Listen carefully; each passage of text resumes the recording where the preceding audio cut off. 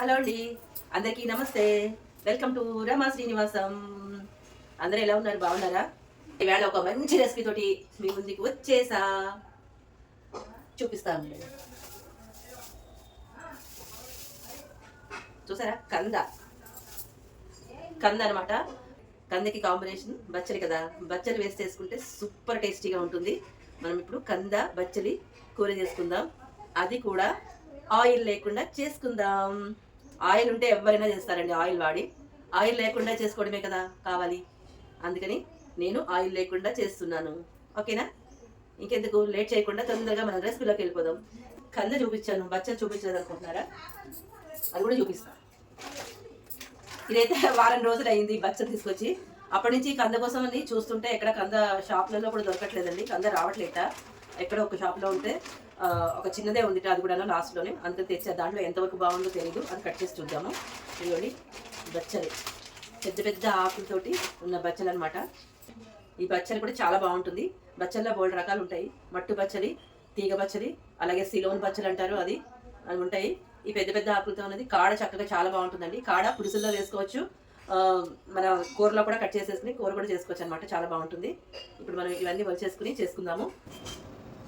ఇదిగోండి మొత్తం అంతా నేను ఆకులన్నీ ఇలా తెప్పేసుకున్నాను. అలాగే ఈ కాడలు ఉన్నాయి కదా, ఈ కాడలు కూడా వేసుకుంటాను.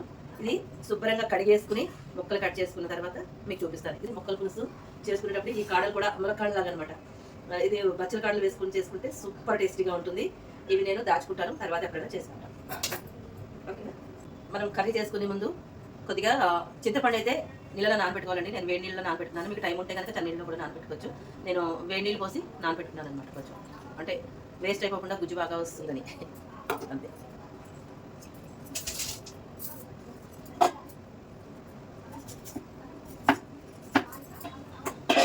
ఇదిగోండి కంద ఇప్పుడు మనం తీసుకున్న చెక్క తీసుకున్నాను.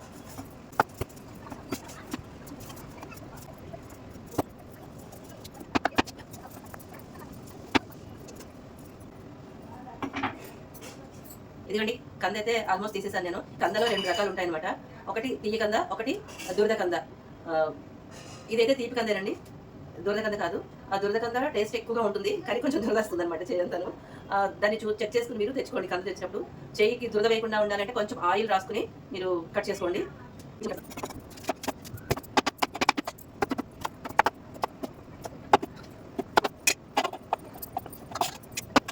ఇదిగో చూడండి, ఇప్పుడు ఈ కందని శుభ్రంగా తెల్ల నీళ్ళు వచ్చేంత వరకు కడిగేసుకోవాలన్నమాట. బాగా ఒక 4-5 సార్లు కడుక్కోవాలి.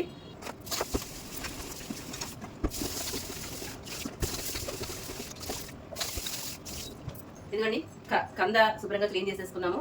అలాగే బచ్చలు కూడా తుంపేసుకుని మొత్తం అంతా కడిగేసి పెట్టేసుకున్నాము. ఈ 2 ఇప్పుడు ఏం చేయాలో చెప్తా. బచ్చల్ని చిన్న చిన్నగా కట్ చేసుకున్నాము.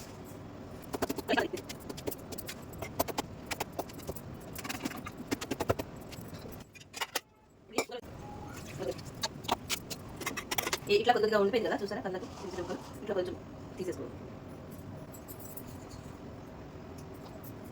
ఇట్లా కుక్కర్లో నీళ్ళు పోసుకుని ఈ కంద ముక్కలు వేసుకుందాము. అలాగే ఈ పచ్చడి కూడా వేసేసుకుందాం. మరి సన్నగా ఏం కట్ చేయకూడదండి, ఎలా ఉడిపోతుంది కాబట్టి ఇంకా సన్నగా అక్కర్లేదు.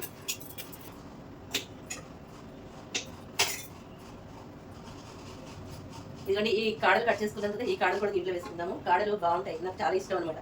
ఆ కాడలు నవ్వుతూ ఉంటే భలే ఉంటుంది, ములక్కాడలాగా అనమాట. దీంట్లో కొద్దిగా పసుపు వేసుకుని మనం కుక్కర్ పెట్టేసుకుందాము. ఇదిగోండి కొంచెం పసుపు వేసుకోవాలి.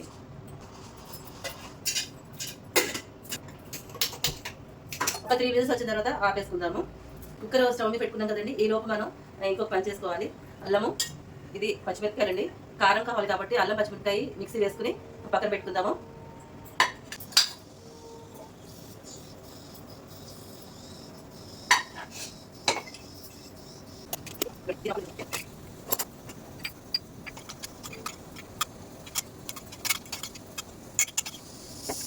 అలాగే ఇంకొక పని చేయాలి.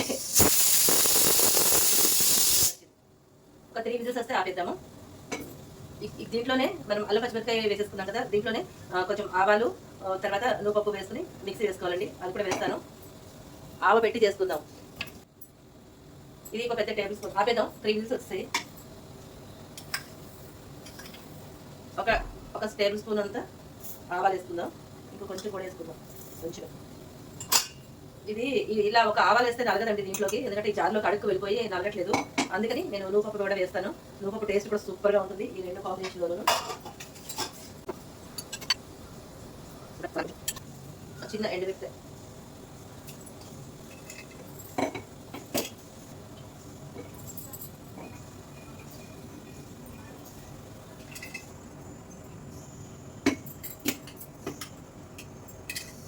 ఇప్పుడు నలిగింది.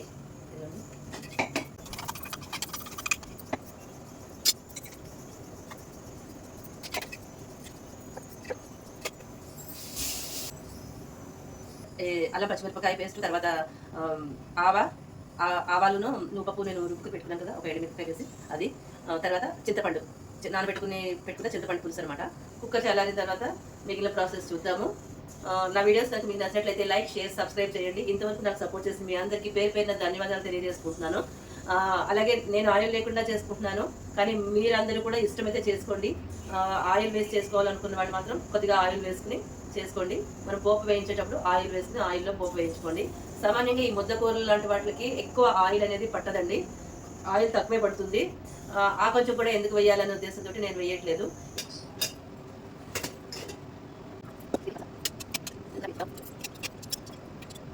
ఉడికింది.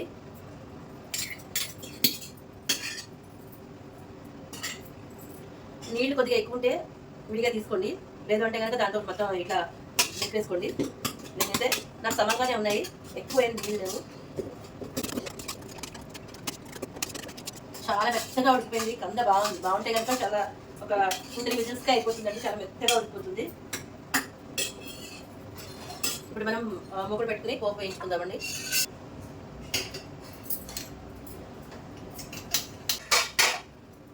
ఆయిల్ లేకుండా చేసుకుంటున్నాము. ఆయిల్ వేసుకునేవాడు ఇప్పుడు మూకుడు పెట్టుకున్నాం కదా, దాంట్లో కొద్దిగా ఆయిల్ వేసుకుని ఫస్ట్ ఆవాలు వేయించుకోండి. ఆవాలు చిట్టుపట్లు ఆడిన తర్వాతే శనగపప్పు, మినపప్పు వేసుకోవాలి. ముందే కనుక శనగపప్పులు వేసేసి ఆవాలు వేయించుకుంటే ఆవాలు సరిగా వేగవన్నమాట, పంటి కింద పడిపోతూ చేదుగా ఉంటుంది, బాగుండదు.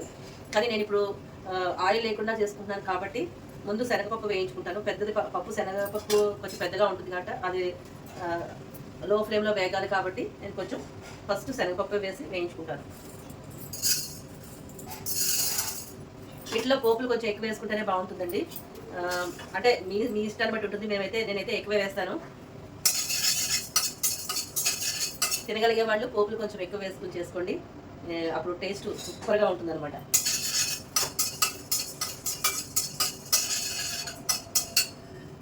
ఆయిల్ లేకుండా చేసుకునేటప్పుడు నిదానంగా వేయించుకోవాలండి, మాడిపోతే అస్సలు బాగుండదు, చేదుగా ఉంటుందన్నమాట. పోపులు మాడిపోకుండా జాగ్రత్తగా నిదానంగా వేయించుకోండి. నేను ఆల్రెడీ వేయించుకు పెట్టుకున్నాను, కానీ మీకు కూడా చూపించాలి కదా అనే ఉద్దేశంతో ఇప్పుడు నేను దీంట్లో శనగపప్పు వేసి పోపు వేసి వేయించుకుంటున్నాను అనమాట. ఆయిల్ తోటే రుచి వస్తుందని మాత్రం అనుకోకండి, అదైతే నేను నమ్మను. ఎందుకంటే ఆయిల్ లేకుండా కూడా చాలా రుచిగా చేసుకోవచ్చు. ప్రాక్టికల్గా నేను చేస్తున్నాను కాబట్టి నాకు తెలుస్తుంది. ఎందుకంటే మా ఇంట్లో వాళ్ళు కూడా చాలా చాలా బాగా నచ్చేసింది అనమాట. ఆయిల్ వేసిన దానికి వేయలేని దానికి అసలు ఏమి తేడా తెలియట్లేదు వాళ్ళకి. అసలు ఆయిల్ వేస్ట్ చేశానని అనుకుంటున్నారు అనమాట.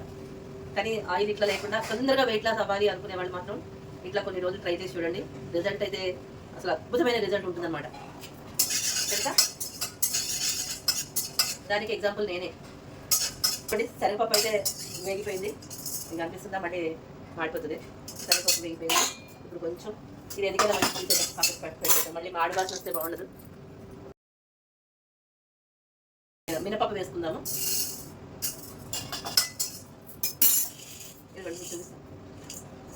కరెక్ట్గా సమానంగా వేగింది. ఇదిగోండి మినపప్పు కూడా వేగిపోయింది, బాగానే మంచి వాసన వస్తుంది. ఇప్పుడు మనం ఆవాలు వేద్దాము. ఆవాల తర్వాత లాస్ట్లో జీలకర్ర వేయాలి.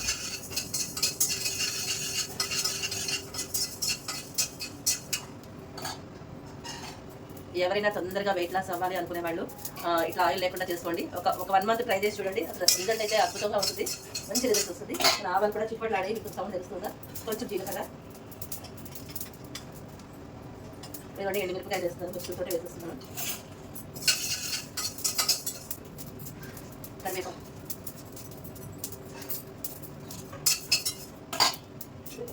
ఇప్పుడు ఈ కూరని ఇందులో వేసేస్తాను. కొద్దిగా పసుపు, ఇదిగోండి ఇంగువ,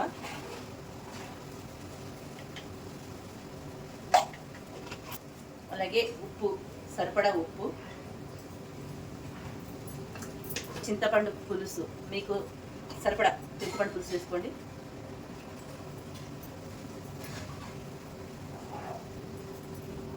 అల్లం పచ్చిమిరపకాయ మనం మిక్సీలో వేసి పెట్టుకున్నాం కదా, అది మీ రోట్లో అయినా దంచుకోండి, మీ సౌకర్యం.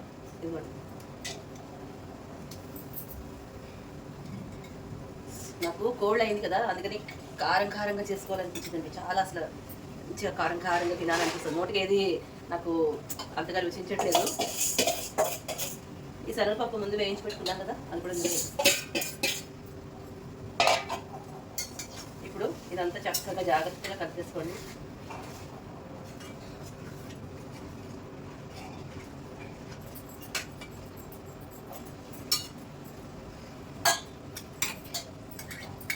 ఇప్పుడు ఏం చేస్తామంటే ఒకసారి టేస్ట్ చేద్దాము. ఎందుకంటే పులుపు, ఉప్పు, కారం అన్నీ ఒకసారి చెక్ చేసుకుందాము. తక్కువైతే యాడ్ చేసుకుందాం.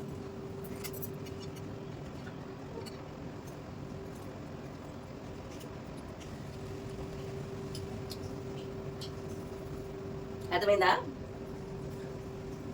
అర్థమవలేదా? ఇప్పుడు అర్థమవుతుంది.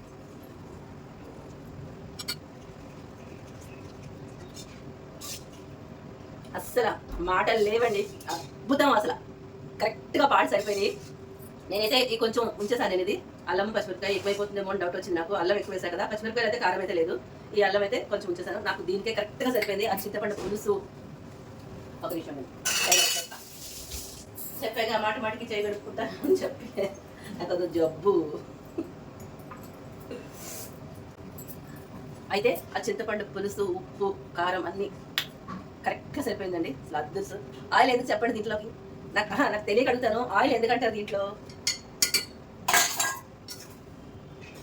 అసలు కనిపెట్టలేకపోతున్నారు తెలుసా మా వాళ్ళు. ఎవరికి తెలియలేదు దీంట్లో ఆయిల్ లేకుండా చేశానంటే వాళ్ళు అసలు ఏంటి ఆయిల్ లేకుండా చేసావా అంటున్నారు. ఎంత ఈజీ కదా. ఇది మనం కాసేపు ఉడికించుకోవాలండి. మూత పెట్టాల్సిన అవసరం ఏం లేదు. కొద్దిసేపు కొంచెం మీడియం ఫ్లేమ్లో పెట్టుకుని కుతుకుతా ఉడుకుతుంటే అసలు ఇంగో వాసన, పోపు వాసన, అసలు టేస్ట్ అసలు వేరే లెవెల్ అనమాట. అంతే. మీరు కూడా అందరూ నచ్చిన వాళ్ళందరూ తప్పకుండా ట్రై చేయండి. ట్రై చేసి ఎలా ఉందో నాకు కామెంట్ రూపంలో తెలియజేయాలి. ఓకేనా? ఇంత మంచి రెసిపీస్ చేస్తున్నాను. ప్లీజ్ లైక్ చేయండి, షేర్ చేయండి, సబ్స్క్రైబ్ చేయండి, సపోర్ట్ అయితే చేయండి. ఇంతవరకు సపోర్ట్ చేసిన వాళ్ళందరికీ మరోసారి పేరున ధన్యవాదాలు తెలియజేసుకుంటున్నాను. అలాగే ఇక మీద కూడా ఇంకా సపోర్ట్ చేస్తారని కోరుకుంటున్నాను. ఓకేనా? ఇది ఒక 5 minutes అయినా మంచిగా కుక్ అవ్వాలండి. ఎందుకంటే అది దాంట్లోకి మనం కంద, బచ్చలి అవన్నీ ఉడికించి వేసాం కదా, ఇప్పుడే కదా చింతపండు అది వేసాము. ఆ పులుపు, కారం, ఉప్పు అన్నీ కూడా ఆ కందకి, బచ్చలికి కూడా మంచిగా పడుతుంది అనమాట. మంచిగా ఇంగు కూడా వేసాం కదా, ఆ టేస్ట్ బాగుంటుంది. ఆవలు ఊరికి పక్కన పెట్టావుగా దాని సంగతి చెప్పవేంటి అనుకుంటారా? ఇదంతా అయిపోయిన తర్వాత, ఇది కొంచెం బాగా చల్లారిన తర్వాత, కొంచెం గోరువెచ్చగా అయిన తర్వాత అప్పుడు దీని సంగతి చూపిస్తాను మీకు. ఓకేనా? మధ్యలో కలుపుకోండి, ఎందుకంటే అడుగంటేస్తుంది మళ్ళీ. నేను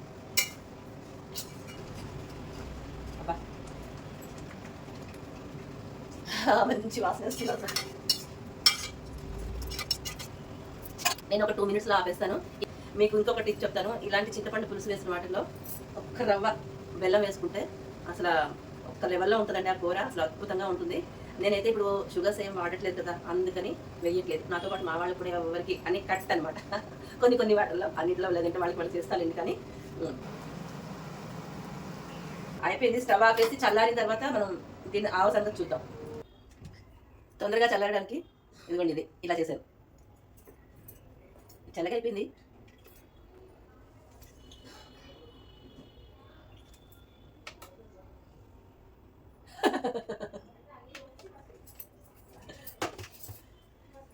కిచెన్ ఫ్యాన్ అనమాట, ఇందుకు ఉపయోగపడుతుంది.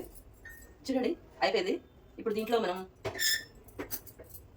ఇది ఇప్పుడు దీన్ని కలుపుకోవాలన్నమాట. మనం ఏదైతే రుబ్బుకొని పెట్టుకున్నామో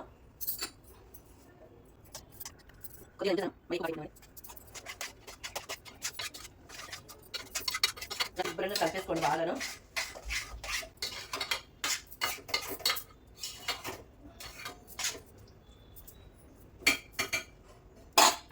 ఇదండి మంచి వాసన వస్తుంది, ఆకలిస్తుంది. ఇది ఒక బౌల్లో తీసుకుని ఇంకా ఇక్కడతో ఎండ్ చేసేస్తాను తొందరగా.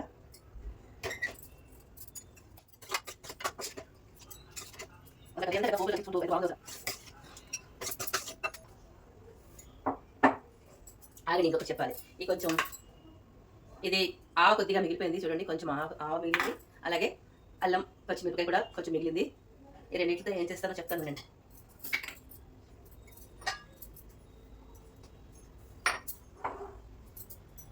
ఒక బౌల్ తీసుకొని ఈ ఆవని ఇందులో వేసుకుందాం. అలాగే అల్లం పచ్చిమిరపకాయ కూడా ఇందులో వేసేసుకుందాం. ఇప్పుడు దీంట్లో కొద్దిగా ఉప్పు వేద్దాం. మరి ఇందులో నేను ఉప్పు వేసుకోలేదు, అందుకే కొంచెం సాల్ట్ వేసుకుందాం సరిపడా. పెరుగు వేద్దాం.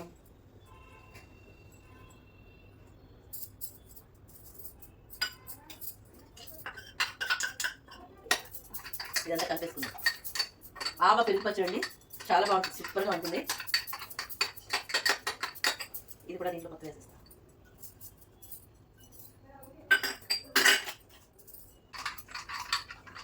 ఎందుకంటే మొత్తం కలిపేసేయండి, అట్టి చాలా అలా మొత్తం అంతా శుభ్రంగా.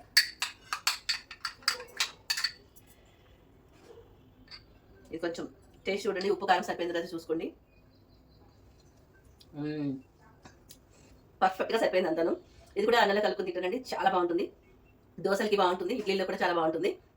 నేను కారంగా కావాలనుకున్నాను, వాళ్ళకి నాకు కోల్డ్ ఉంది కదా బాగాను, అందుకని బాగా కారంగా తినాలనుకున్నాను.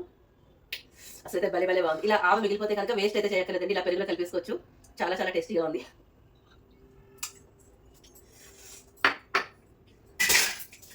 అదన్నమాట సంగతి. ఇంతేనండి ఈ ఆవు పెరుగు పచ్చడి, కంద బచ్చలి కూర ఎలా ఉన్నాయో మీరు కామెంట్ రూపంలో తెలియజేసి చెప్పండి. నాకైతే బాగా నచ్చింది. ఎలా వండుకున్న వాళ్ళకి బాగా నచ్చుతాయని అలా అని కాదు, నాకైతే సూపర్గా ఉందన్నమాట, చాలా బాగుంది. ఇదే విధంగా మీరు కూడా ట్రై చేసి చూడండి, మీకు తప్పకుండా నచ్చుతుంది, నాది గ్యారంటీ. ఓకేనా? ఇంకొకసారి మన కంద బచ్చలి. Okay, bye.